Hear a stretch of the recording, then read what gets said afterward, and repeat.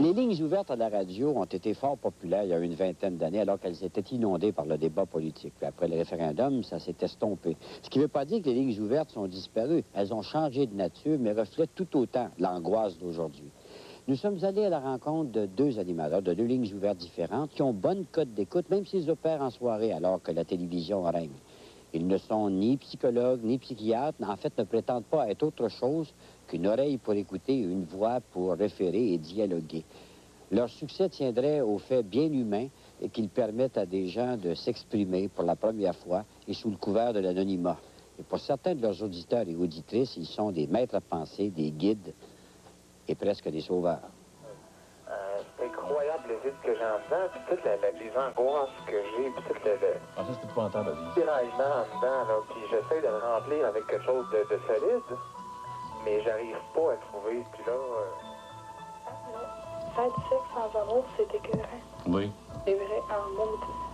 Vous avez quel âge, vous? 34 ans. 34 ans.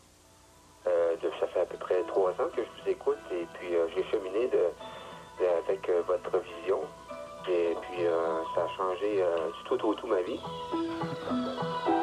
Jusqu'à minuit, sur CKVL 850, c'est le monde, selon Roger Drolet.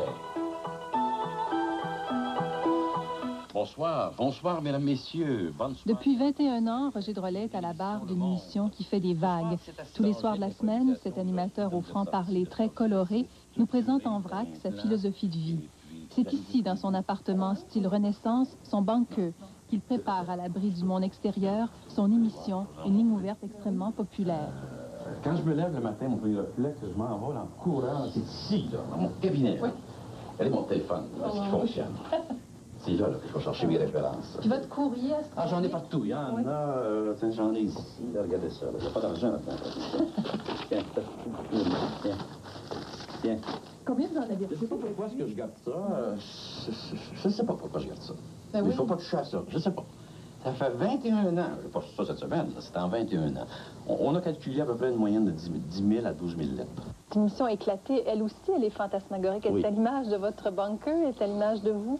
Ça éclate. Ça éclate à l'émission. On parle des vraies affaires, finalement. C'est-à-dire que le but de l'émission Le Monde, c'est de décrire la réalité.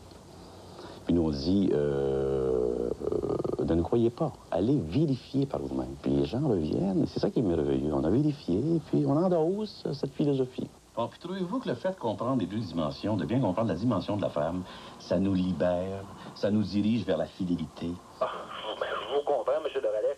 Aujourd'hui... La théorie des deux dimensions, c'est le fondement de sa philosophie. Il a même publié 2 livres sur le sujet. Pour nous, il y a une dimension masculine, une dimension féminine. Et malheureusement, ces deux dimensions, à la fin de ce siècle, ne se retrouvent pas. D'abord parce qu'on programme la femme à être sexuelle. Pour moi, le sexe en dehors de l'amour, c'est strictement, mais exclusivement l'affaire de l'homme. Parce que l'homme a une génitalité disloquée, dissociée de l'amour, pas la femme. La femme, c'est intégré dans l'amour. C'est pour ça que les femmes ont des peines d'amour, ça ne se retrouve pas. C'est qu'elles ne fonctionnent pas dans leur dimension de femme. Alors nous, on les aide à conscientiser là-dessus. Donc la femme d'aujourd'hui ne fait plus son travail. Son travail, c'est de programmer l'homme dans l'amour. Alors que la femme d'aujourd'hui se laisse programmer dans le sexe, dans l'affaire du gars. Ah, donc les gars dominent toujours la situation. N'oubliez pas que le féminisme, c'est l'affaire des gars, ça. Ça, le féminisme, le gars s'amuse comme un petit fou là-dedans. Femme émancipée, plus de femmes au lit, plus grand harem. Ça fait toute partie du faux d'aujourd'hui, ça. Et quand tu veux pas, ils vont te traiter de stock-up, là. Ben oui, ils vont dire t'es pas normal, toi, alors il fait du chantage comme ça. Oui, c'est tout. Le gars, il trouve son affaire de sexe tout le temps. C'est très fort chez le gars. C'est très, très fort, très, très fort. Vous êtes très vedette, très présent à l'émission. Qu'est-ce que vous en pensez de ça? C'est un spectacle? Oui, c'est spectaculaire. Ça, il n'y a pas de doute. Les gens ont besoin de spectacle. Ça, je suis bien conscient. Non. Non. Non, l'ego trip, c'est du narcissisme. C'est pas ça. Les gens me connaissent, d'ailleurs. Moi, quand j'ai terminé mon émission, je me débranche. Je suis comme le cheval qui rentre au galop à l'écurie. Je rentre chez moi. J'écoute une belle musique. Ça peut être le fantôme d'opéra. Ça peut être du chant grégorien. Je vis paisiblement. Je me débranche. J'ai perdu ma femme, j'ai perdu mon fils, j'ai perdu... bon, ma situation financière peut-être pas, mais je ne veux pas en arriver là. J'ai suis en train de perdre ma santé. Dans ce que vous avez actuellement, je trouve que c'est tout à fait correct. Puis c'est une bonne nouvelle que je vais vous annoncer, c'est que vous avez une soif d'absolu. Puis ça, une soif d'absolu, on retrouve ça dans la spiritualité, pas ailleurs. Moi, je ne mettrai jamais d'absolu dans un être humain. Jamais, monsieur.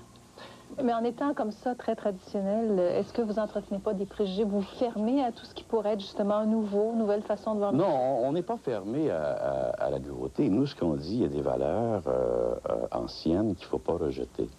Comme la spiritualité, par exemple. Je pense que c'est nécessaire pour l'équilibre de l'être humain. Pourquoi est-ce que vous n'allez pas consulter un prêtre? On a des bons prêtres, on a des prêtres extraordinaires actuellement. On a la crème des prêtres actuellement. Ils sont disponibles. Pourquoi est-ce que les gens ne les consultent pas? C'est vous qui dites, j'ai le mal de l'âme. Ah, définitivement.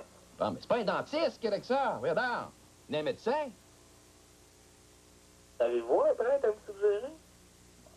Vous pouvez vous informer, vous pouvez téléphoner. Il y en a des prêtres à Montréal. Ils sont enfermés, sont cachés actuellement dans leur presbytère.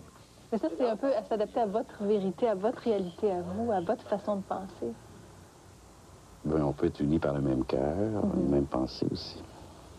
Parce que vous les invitez à penser comme vous, en fait.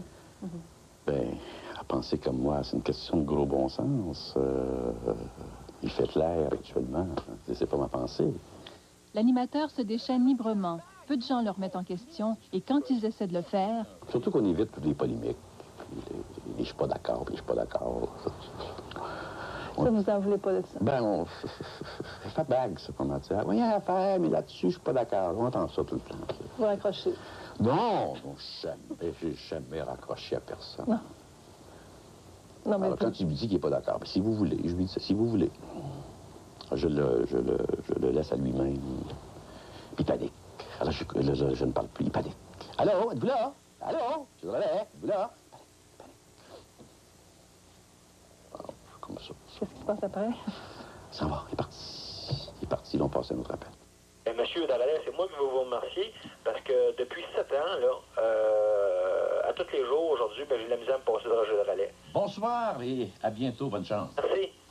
Mais brasser la cage des Québécois, vous revenez là-dessus aussi, petite vie, petite misère. Oui, c'est parce que le Québécois est pas pire qu'un autre, sauf que je décris qu'il est pogné par l'égalitarisme, par le nivellement par le bas. Il va tout en petit, sa petite famille, sa petite maison, son petit pays, sa petite patrie. Au Québec, il faut toujours faire pitié, avoir l'air misérable, vous allez avoir beaucoup de succès au travail. Probablement, vous allez avoir une promotion aussi. Alors, toujours organiser fait pitié. Vous avez vos médicaments, puis là, ils vont dire, c'est tranquille, là, il est pas bien, là, fait pitié. Toujours. Moi, je le dis, ça fait des années, ça. Il faut bien connaître la mentalité du Québec. Tout est basé, fondé ici sur la pitié. Quelqu'un qui fait pitié, vous avez vu Maurice Vachon, par exemple, quand il a perdu une jambe, c'est le ministre s'est déplacé, on est allé chercher à l'aéroport. Quand il était champion dans le pays britannique, il y avait 5 personnes, ses cousins. Alors, il y avait eu du succès. Il faut tout comprendre ça, là. Une fois qu'on a saisi ça, on fonctionne de façon efficace. Alors, merci d'avoir téléphoné. Et passez une bonne fin de soirée. Roger Drolet ne veut pas soigner les gens, mais les conscientiser, comme il dit. Il ne doute pas de son jugement. Pour les maux de l'âme, rien de mieux que les bonnes vieilles valeurs traditionnelles. Bonsoir, chers auditeurs.